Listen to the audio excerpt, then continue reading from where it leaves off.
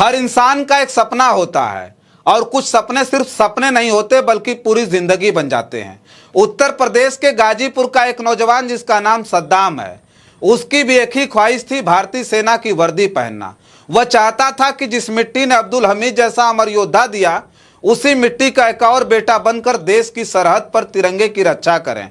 उसने तैयारी की, पसीना बहाया, उम्मीदें संजोई, लेकिन हालात ऐसे बने कि उसका यह सपना अधूरा रह गया। बहुत से लोग ऐसे मोड़ पर हार मान लेते हैं, लेकिन सद्दाम ने अपने अधूरे सपने को ही अपनी सबसे बड़ी ताकत बना लिया।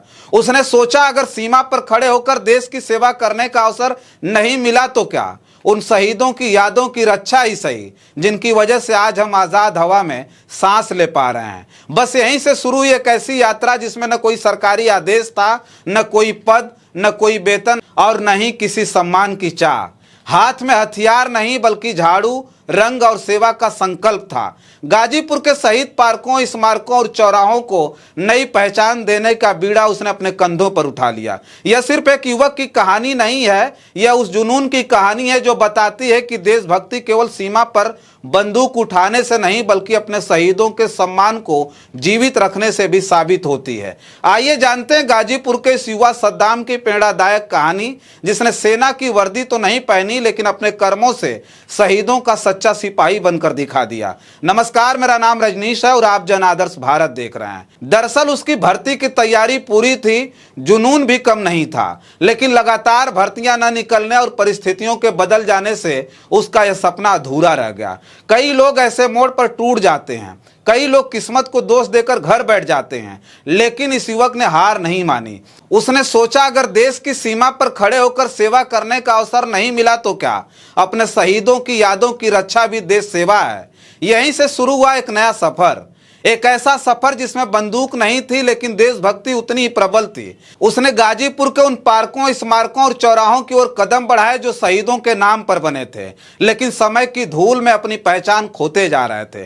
कहीं टूटी हुई दीवारें थीं, कहीं उगी हुई झाड़ियां और कहीं गंदगी का अंबार, और कहीं शहीदों के नाम तक पढ़ पाना मुश्किल हो गया था। उसने किसी सरकारी आदेश का इंतजार नहीं किया, किसी बजट का इंतजार नहीं किया, किसी सम्मान या पुरस्कार की इच्छा नहीं रखी। उसने खुद झाड़ू उठाई, खुद सफाई शुरू की। जहां जरूरत पड़ी वहां रंग रोगन कराया, जहां मरम्मत की जरूरत थी वहां लोगों को साथ जोड़कर काम कराया।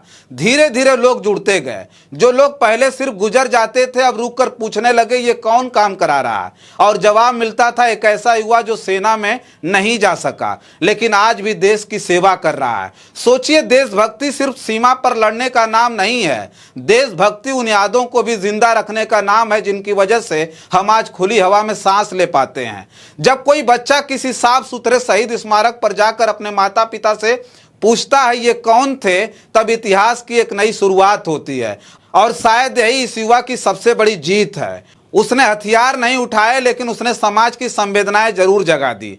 आज जब हम सोशल मीडिया पर देशभक्ति के बड़े बड़े दावे करते हैं, तब गाजीपुर का यह युवा बिना किसी शोर शराबे के चुपचाप अपना काम करता रहता है। न कोई प्रचार, न कोई दिखावा, बस एक विश्वास कि शहीदों का सम्मान शब्दों से नहीं कर्मों से होता है। शायद उसने सेना की वर्दी नहीं पहनी लेकिन उसके काम में वही अनुशासन दिखाई देता है।